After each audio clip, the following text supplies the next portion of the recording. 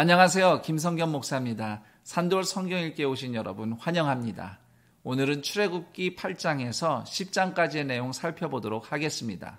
출애굽기 8장은 두 번째 재앙인 개구리 재앙, 그리고 세 번째 이 재앙, 그리고 네 번째 파리 때 재앙 이야기가 담겨 있습니다. 나일강이 피로 변해도 바로 왕이 꿈쩍도 하지 않습니다. 그래서 하나님은 두 번째로 개구리 떼의 습격을 재앙으로 내리십니다. 집, 길, 들판 할 것 없이 온 세상이 개구리 천지입니다. 이번에는 바로가 모세에게 개구리를 사라지게 해달라고 부탁을 합니다. 그래서 모세가 그렇게 합니다. 그러자 바로의 태도가 돌변합니다. 이스라엘을 풀어주지 않습니다. 그러자 그 다음에는 먼지가 이로 변해서 모든 가축과 사람을 공격하는 재앙이 내려옵니다. 그동안 바로의 마법사들은 앞서서 모세가 행한 재앙들을 그럭저럭 흉내를 냈습니다.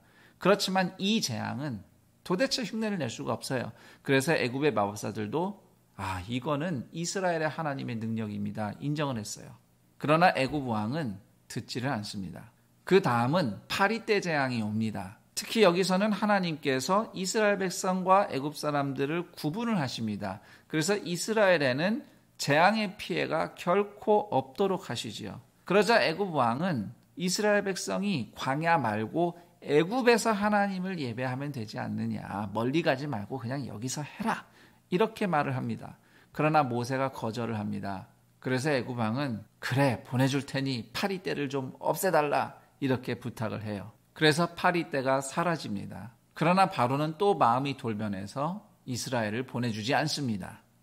바로는 하나님이 하시는 일인지 뻔히 알면서도 위기만 모면하면 하나님을 대적하는 전형적인 악인의 길을 보여주고 있습니다. 출애굽기 9장은 5번째 가축 전염병, 6번째 악성 종기, 7번째 우박 재앙이 애굽을 덮친 이야기를 기록하고 있습니다. 물론 이스라엘 백성에게는 아무런 피해가 가지 않았습니다. 계속 완강한 마음으로 버티던 애굽 왕은 우박으로 전국의 농작물이 큰 피해를 입자 자신이 하나님께 범죄했다, 잘못했다 말하면서 이스라엘 백성을 보내주겠으니 먼저 우박을 멈춰달라, 이렇게 부탁을 합니다. 그러나 막상 우박이 멈추자 애굽 왕은 또 원래대로 완강한 마음으로 돌아갑니다. 그래서 출애굽기 10장으로 가면 8번째 메뚜기 재앙과 9번째 흑암 재앙이 펼쳐집니다. 모세는 먼저 경고를 합니다. 곧 메뚜기 재앙이 올 것이다. 애굽 왕의 신하들은 나라가 이미 망했다면서 이스라엘 백성을 풀어주라고 바로에게 요청하지만 바로는 이스라엘 백성에게 어른들만, 장정들만 하나님께 예배드리고 돌아와라, 이렇게 조건을 답니다. 그러자 메뚜기 재앙이 경고대로 애굽을 휩쓸어 버립니다. 그때서 또 바로가 모세에게 사죄하듯이 이야기를 해요. 그러나 막상 메뚜기 떼가 사라지고 나면 마음이 다시 완악해져서 이스라엘 백성을 보내질 않는 겁니다. 그래서 9번째 재앙이 닥칩니다. 흑암이 밤낮 없이 3일간 애굽 땅을 덮어버리는 겁니다. 물론 이스라엘 사람들이 살던 고센 지방은 예외입니다. 이번에 바로는 모세에게 가축만 남겨두고 사람은 다 가도 좋다, 이렇게 말을 해요. 물론 모세는 그것도 거절합니다. 동물도 다 가야 된대요. 하나님께 제사 드리려면 가축이 필요하지 않습니까? 그러자 바로는 오히려 모세를 위협합니다. 다음번에 내가 널 다시 보면 너를 반드시 죽일 거야, 이렇게 위협하고 보내버립니다. 그러자 모세가 나도 왕을 다시 볼 일이 없을 거요, 라면서 강하게 대치하죠.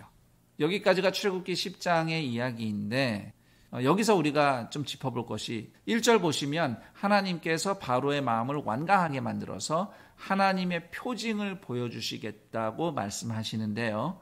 이걸 다른 말로 하면 바로가 악하게 나오는 만큼 더 확실하게 죗값을 치르도록 심판하시겠다는 말씀이기도 합니다.